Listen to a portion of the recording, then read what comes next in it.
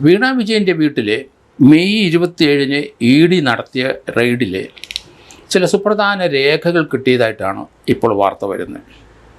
വീണയ്ക്ക് പങ്കാളിത്തമുള്ള മറ്റൊരു കമ്പനിയുടെ രേഖ റെയ്ഡിൽ EDക്ക് കിട്ടി. അത് മെഡിക്കൽ ഉപകരണങ്ങൾ വിൽക്കുന്ന ഒരു കമ്പനിയാണ്. ലേക്കർ ഇന്ത്യ കോർപ്പറേഷൻ എന്നാണ് അതിൻ്റെ പേര്. അതിൻ്റെ പാർട്ട്ണർഷിപ്പിൻ്റെ വിവരങ്ങളൊക്കെ ഇപ്പോൾ EDക്ക് ലഭിച്ചു. ആ മെയ് 27-ലെ ആ റെയ്ഡ്, വീണയുടെ വീട്ടിൽ നടത്തിയ റെയ്ഡിൽ നിന്നാണ് അത് ലഭിച്ചത്. കാരണം പിണറായി വിജയനുള്ള വിധേയത്വം കൊണ്ട് തന്നെയാണ് ഈ പണം മുഴുവൻ വീണയ്ക്ക് കൊടുത്തത് എന്ന്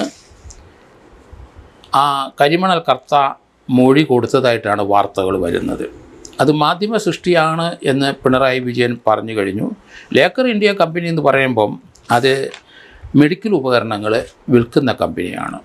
നേരത്തെ ഗവൺമെൻറ്റിലേക്ക് മെഡിക്കൽ സപ്ലൈ ചെയ്ത ഒരു ചരിത്രം CPMൻ്റെ പേരിൽ കിടപ്പുണ്ട്.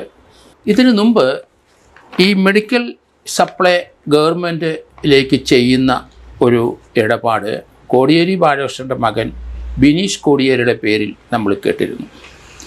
അതിൻ്റെ ചുവട് പിടിച്ചായിരിക്കണം ഇപ്പോൾ മെഡിക്കൽ ഉപകരണങ്ങൾ സപ്ലൈ ചെയ്യുന്ന ലേക്കർ ഇന്ത്യ കമ്പനി എന്ന് ഒരു കമ്പനി തന്നെ വീണ വിജയൻ കോഴിക്കോട് രജിസ്റ്റർ ചെയ്തിട്ടുണ്ട്. കോഴിക്കോട് കമ്പനി രജിസ്റ്റർ ചെയ്തിരിക്കുന്നത് കൊണ്ട് സപ്ലൈ അവിടെ നിന്നായിരിക്കണം കൊടുത്തിരിക്കുന്നത്.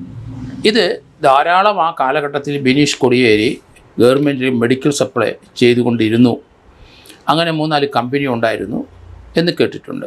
അപ്പോൾ അതുമായിട്ട് ബന്ധപ്പെട്ടായിരിക്കണം ഇപ്പോൾ ഒരു രേഖ ആ വീട്ടിലെ മെയ് 27 റെയ്ഡിൽ ED കണ്ടെത്തിയത്. അപ്പോൾ അതേ സംബന്ധിച്ചുള്ള ചോദ്യങ്ങൾക്ക് അവർക്ക് തൃപ്തികരമായി ഉത്തരം പറയാനും കഴിഞ്ഞിട്ടില്ല എന്നാണ് വരുന്നത്. ഏതായാലും പുതിയ കണ്ടെത്തലുകൾ തീർച്ചയായിട്ടും ഒരു കുരുക്കായിട്ട് തന്നെ കാണാൻ ഒക്കുകയുള്ളൂ. അതേ സമയത്ത് ഇതുവരെ അവർ ഈ കമ്പനിയിലെ കർത്താവുമായിട്ട് ബന്ധപ്പെട്ട മൊബൈൽ ഫോണുകൾ അധികം ഒന്നും ലഭിച്ചിട്ടില്ലെങ്കിലും ഐഫോൺ ഉപയോഗിച്ചിട്ടാണ് അവർ ബന്ധപ്പെട്ടുകൊണ്ടിരുന്നത് എന്നാണ് ഇപ്പം മനസ്സിലാകുന്നത്. ഐഫോൺ നമുക്കറിയാം, അതിൻ്റെ അകത്തുള്ള ഡീറ്റെയിൽസൊക്കെ ലഭിക്കാനും ഒക്കെ വളരെ ബുദ്ധിമുട്ടുള്ള ഇതാണ്. അങ്ങനെ ഈ കരിമണൽ കർത്താവുമായിട്ട് ഉള്ള ബന്ധപ്പെടൽ ഇടപാടുകളെല്ലാം ഐഫോൺ ഉപയോഗിച്ചിട്ടായിരുന്നു എന്നാണ് ഇപ്പം വരുന്നത്.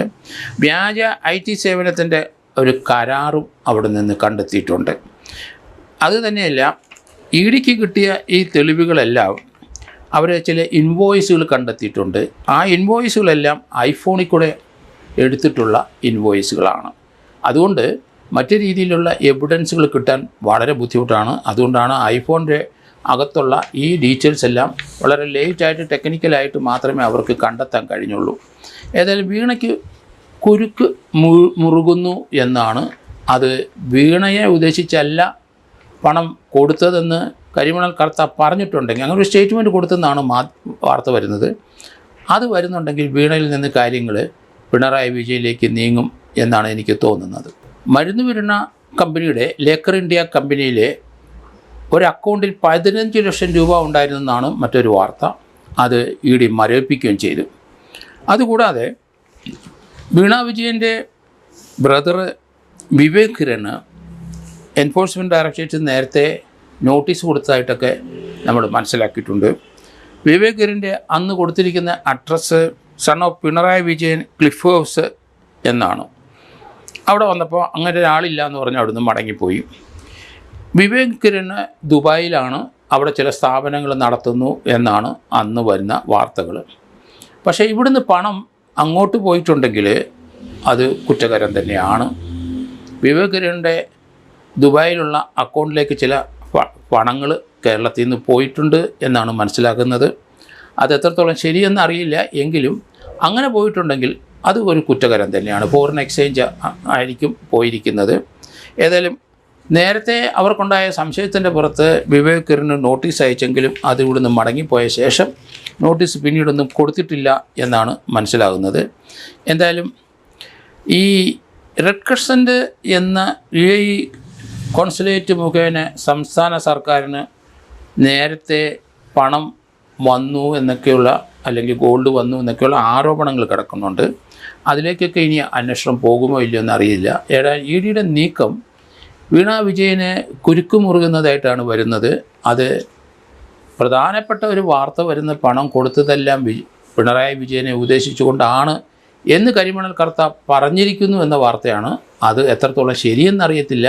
അത് പിണറായി വിജയൻ അത് നിഷേധിക്കുകയും ചെയ്തതായിട്ടാണ് ഇപ്പം വരുന്ന വാർത്തകൾ.